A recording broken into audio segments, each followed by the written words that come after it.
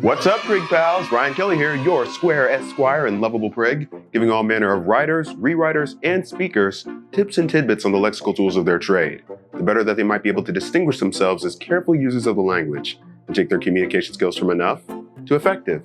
Release videos every Thursday, so make sure to hit the subscribe button and turn on your notifications so you don't miss a chance to learn the best ways with words. With that said, let's get underway. This is a word that's been appearing with great frequency of late in the public prints. It's being heard quite often on the news as well. I think it's safe to say it's certainly in vogue.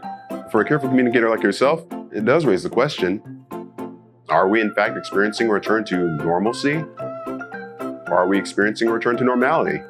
Among the many attributes possessed by effective writers and speakers is the ability to distinguish between similar words, whether they have similar stems, such as continuous and continual, or whether they simply sound the same, such as lead, past tense of lead, and lead, like the lead in your pencil, which, as cruel fate would have it, is spelled just like lead in the present tense.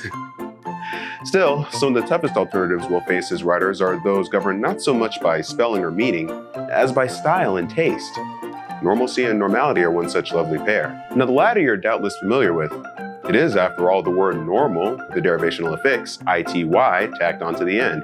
And for those of you who aren't familiar, a derivational affix is essentially some appendage of letters, sometimes at the beginning of a word, but usually at the end, that changes its part of speech.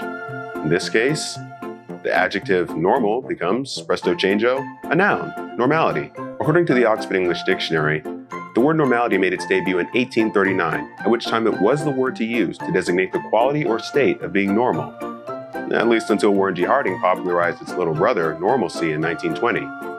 America's present need is not heroics but healing, not nostrums but normalcy, not revolution but restoration, he said during his presidential campaign. Personally, I think Harding's speechwriter certainly earned his salary for such a poetic line. Still, Harding's use of the word normalcy became a cause célèbre among the snooty set, who derided his use of a seemingly non-existent word, or at least one that was improperly formed. Harding's defenders were quick to point out that far from being some out-of-the-way neologism, normalcy actually had a fairly reputable history, first attested in the OED in 1857, appearing in a mathematical dictionary, and later on in 1893, in yet another mathematical reference.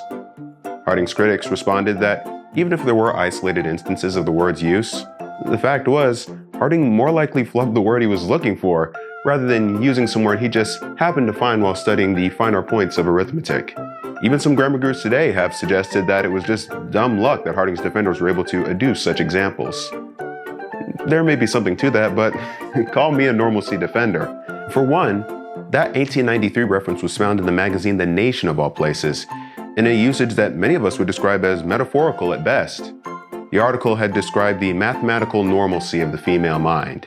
But if the word's appearance in a magazine of general readership shouldn't have been convincing enough, the Encyclopedia Britannica tells us that Harding actually tried both normalcy and normality on for size before settling on the former in what has now become his infamous line. And why wouldn't he?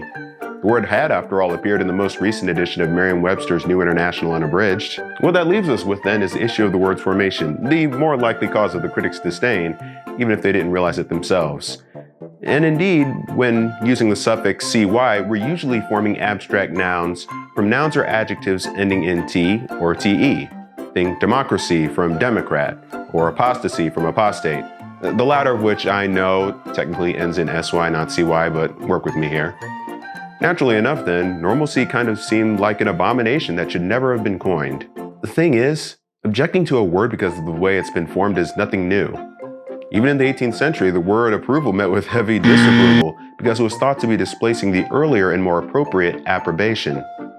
Similarly, transferal was met with heavy disapproval as well because it was thought to be displacing transference. Of course, as we all know, the English lexicon is just fine for their inclusion, better even, and I doubt any of us would have it any other way. Same could be said for normalcy, in my opinion. In addition, the word normalcy, it could be argued, has kind of carved out its own separate semantic space, its own separate meaning from that of normality. Random House Webster's Unabridged defines it thus: the quality or condition of being normal as the general economic, political, and social conditions of a nation. Doesn't that sound like something separate and apart from just the quality or state of being normal? Doesn't it sound more apt, more precise, to describe the times we all desire to return to already? I think so.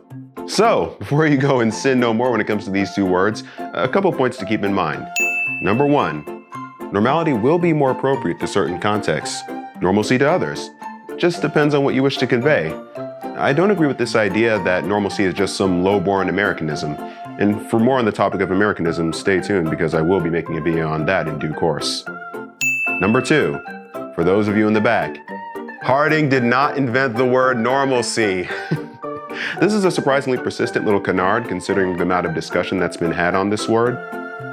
But I actually found an article as recently as December 2020 in The Economist referring to normalcy as Harding's new word. It's just not accurate. What about you? Did you know there was so much controversy surrounding the word normalcy at one time? Which one do you think is better? Which one do you think sounds better? Show your lovable prig some love and leave a comment below, and I'll see you next time. And remember, propriety is always in.